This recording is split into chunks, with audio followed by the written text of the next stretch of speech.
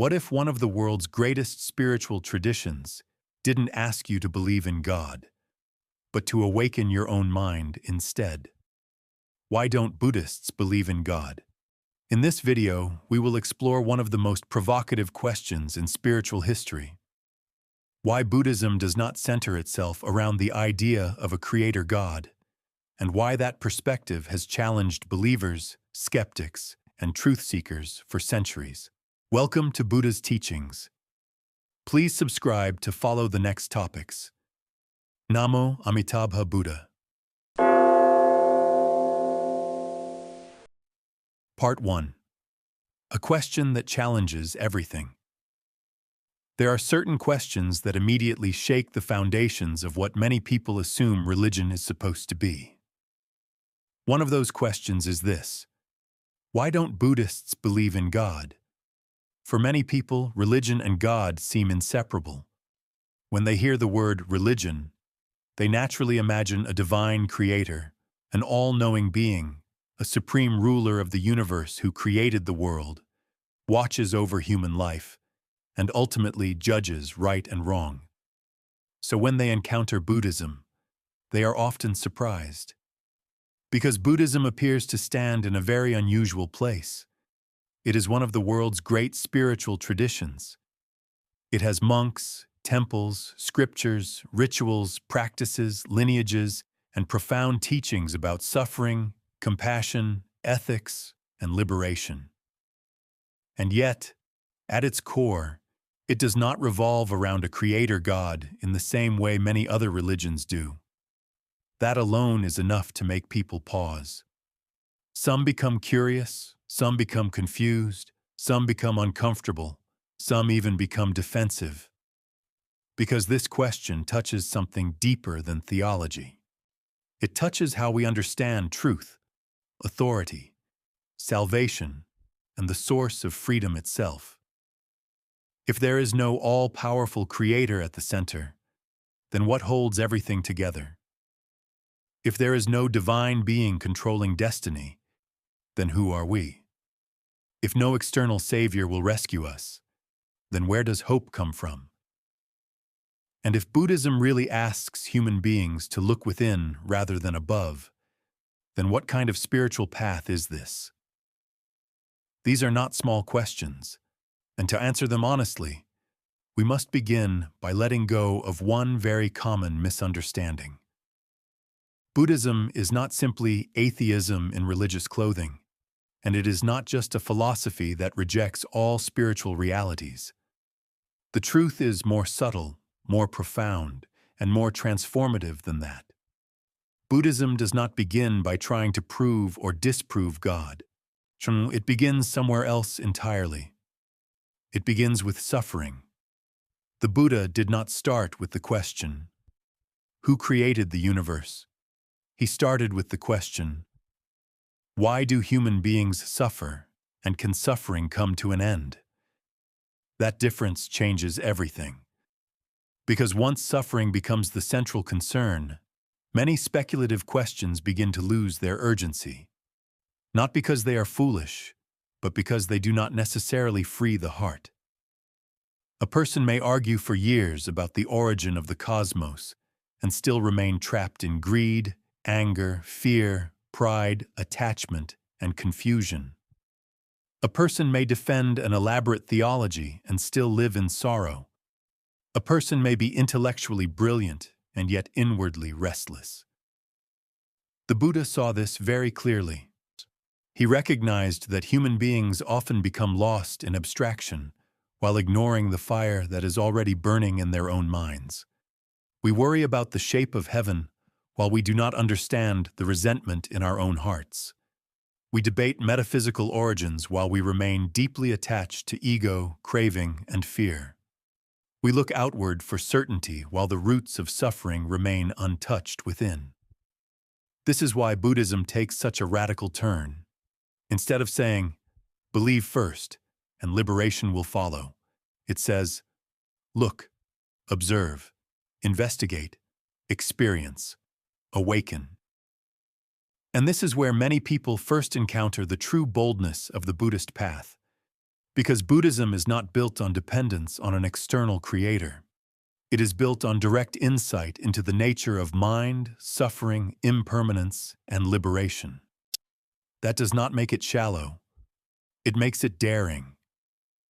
It places an enormous responsibility back into human hands. And for some, that is deeply unsettling. For others, it is deeply liberating. Because if the path truly lies within the transformation of consciousness, then no one is spiritually disqualified. No one has to wait for permission from heaven to begin. No one has to be chosen by a divine power to awaken. The possibility of freedom is already present, hidden within awareness itself. That is the doorway Buddhism opens. And once you step through that doorway, the question is no longer merely, do Buddhists believe in God? The deeper question becomes, what does Buddhism believe the human being is capable of without relying on a creator at all? That is where our journey begins. Namo Amitabha Buddha. Part 2. The Buddha did not build his teaching around a creator God. To understand why Buddhism does not center itself on God, we first have to understand what the Buddha himself emphasized. And what he emphasized again and again was not divine creation. It was suffering, its causes, its cessation, and the path leading to its cessation. This is the heart of the Buddha's teaching. When people approached him, he did not spend his time constructing a doctrine about an all-powerful creator who governs every event in existence. He did not present liberation as a reward granted by divine intervention. He did not say that enlightenment comes by surrendering your spiritual responsibility to a supreme being. Instead, he did something both simple and revolutionary. He pointed directly to human experience. He pointed to birth, aging, sickness, death. He pointed to grief, lamentation, sorrow, despair. He pointed to craving, attachment, clinging, and ignorance. And he asked us to look there, because that is where the problem is. And if that is where the problem is, then that is also where the path must begin. This is one of the reasons Buddhism can feel so startling to those who are used to religion being structured around belief in a creator. The Buddha does not seem interested in giving his followers an ultimate metaphysical explanation, simply to satisfy curiosity. He is interested in what liberates. In early Buddhist texts, when the Buddha was asked certain speculative questions about the cosmos, eternity, metaphysical absolutes, or similar themes, he often remained silent or redirected attention. Why? Because he saw that many such questions, while intellectually fascinating, did not necessarily lead to freedom from suffering. He gave a famous comparison. Imagine a man wounded by a poisoned arrow. Instead of allowing the arrow to be removed, he insists on knowing who shot it, what caste the person belonged to, what kind of bow was used, what the arrow was made of, and countless other details. Before those questions are answered, he dies. The point is not that questions are bad. The point is that a mind can become so consumed with secondary matters that it fails to address the most urgent problem directly. For the Buddha, that urgent problem was dukkha, suffering, unsatisfactoriness, the instability of conditioned existence. This does not mean Buddhism denies all forms of divine beings or celestial realms. In many Buddhist traditions, there are devas, bodhisattvas, protective beings, and vast cosmological worlds. But these are not equivalent to an all-powerful creator God. They are not the absolute source of liberation. They are not eternal rulers who create the universe from outside it. Why does this matter? Because in Buddhism, liberation is not fundamentally about being saved by another being.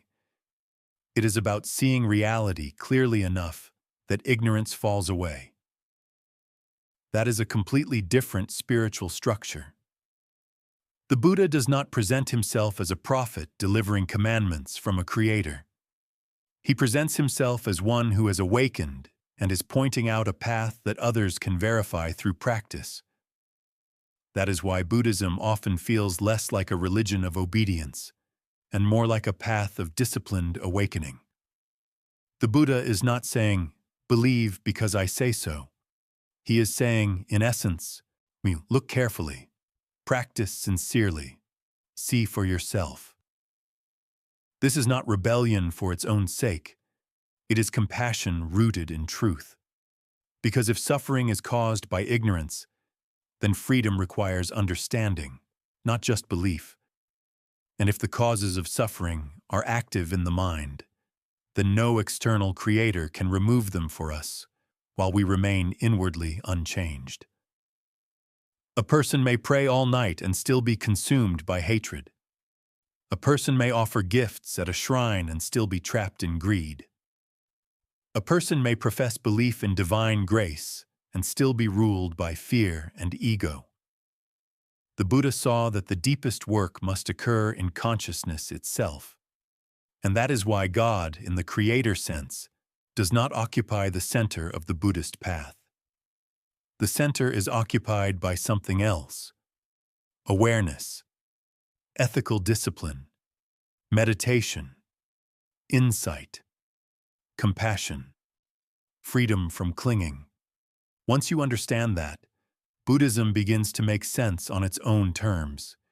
It is not trying to answer the same question in the same way that theistic religions do. It is reorienting the entire spiritual search. And that reorientation is exactly what makes it so powerful and so controversial. Namo Amitabha Buddha. Part 3. Self-power, karma, and the radical responsibility of the path. If Buddhism does not place ultimate salvation in the hands of a creator God, then where does it place it? The answer is both simple and demanding: in the transformation of your own mind. This is one of the most radical aspects of the Buddhist path. It means that your liberation cannot be outsourced. It cannot be purchased by ritual alone. It cannot be secured by belonging to a group.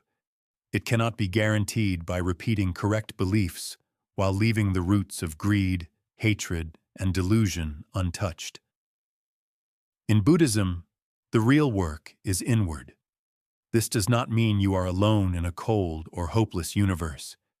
It means you are deeply responsible. It means the path depends on how you live, how you speak, how you think, how you cultivate attention, and how honestly you face the causes of suffering within yourself. This is where the teaching of karma becomes so important.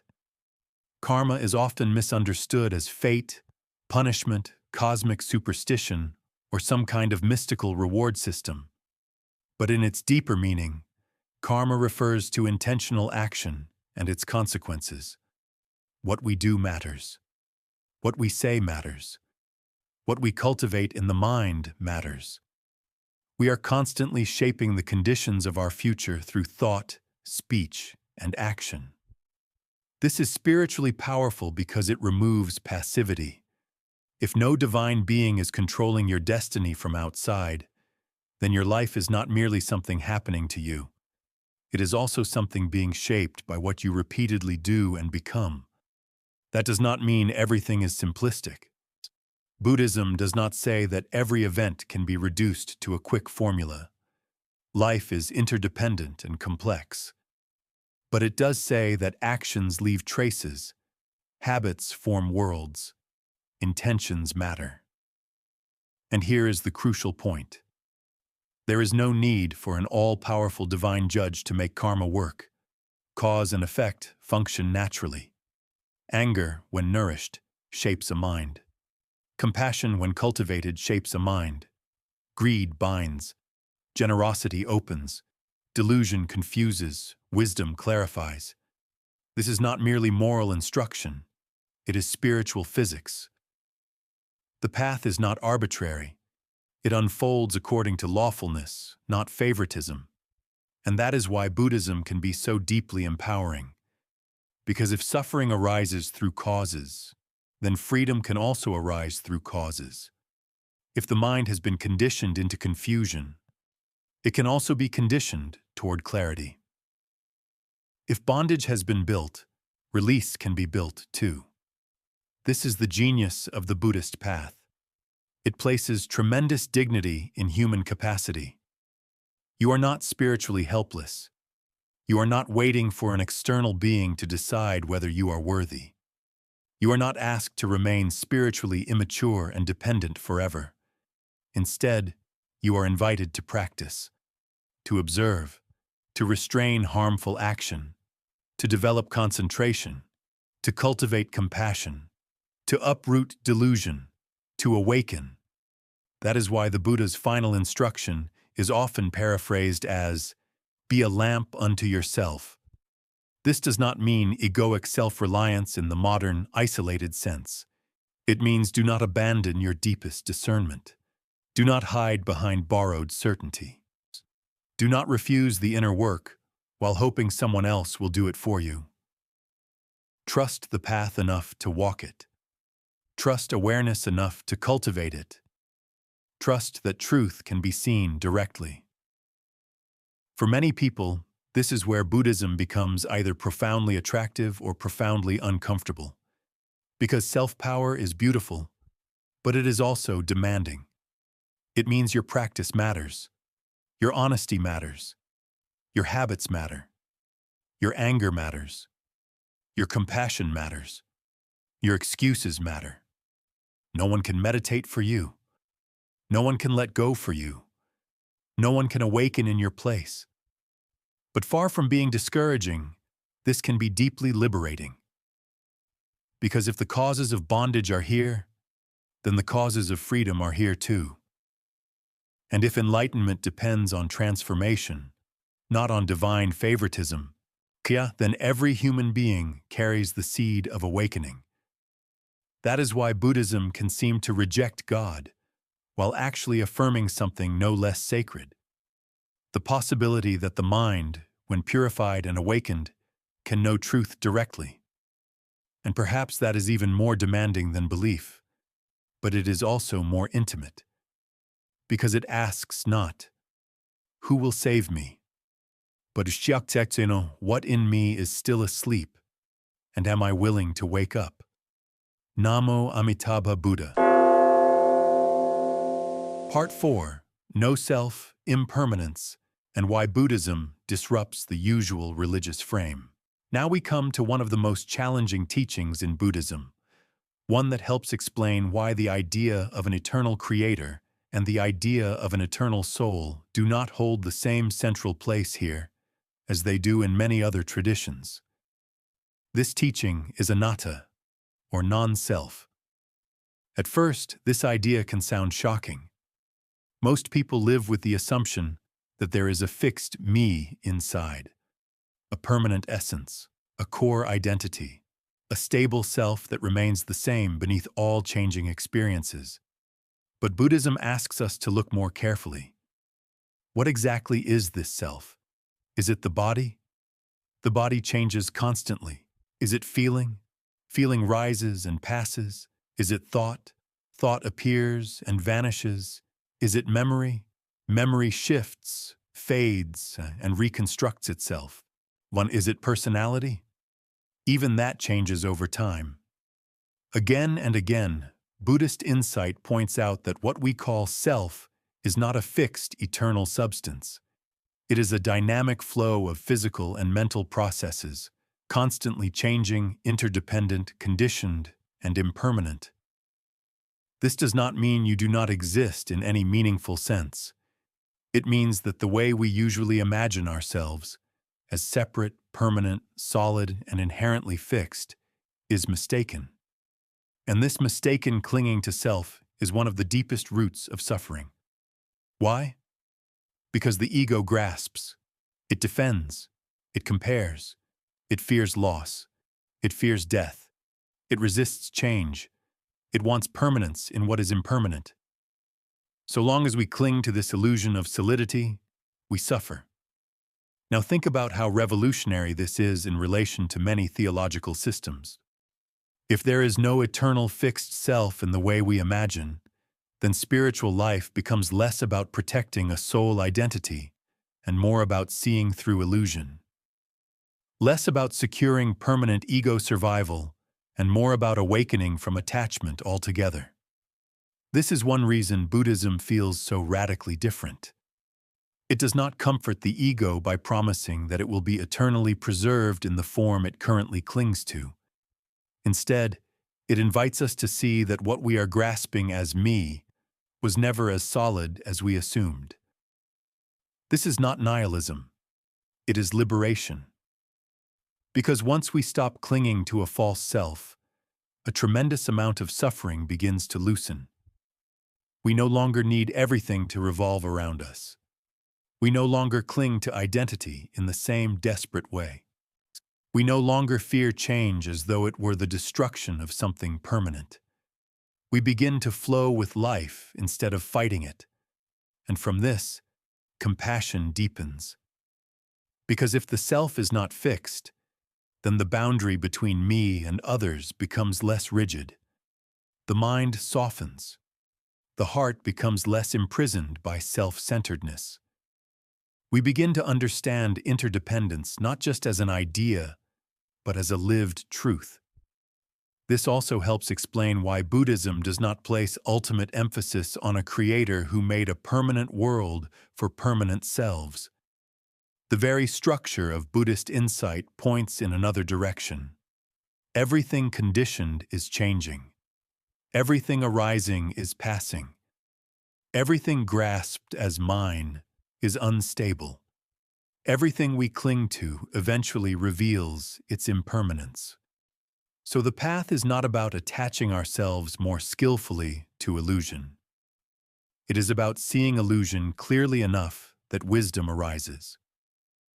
This is why meditation is so central. Meditation is not there simply to calm you down, though it can. It is there to let you observe directly the impermanent, conditioned, and selfless nature of experience. You sit, you watch the breath, you observe sensations, thoughts arise, feelings change, identity shifts, nothing stays.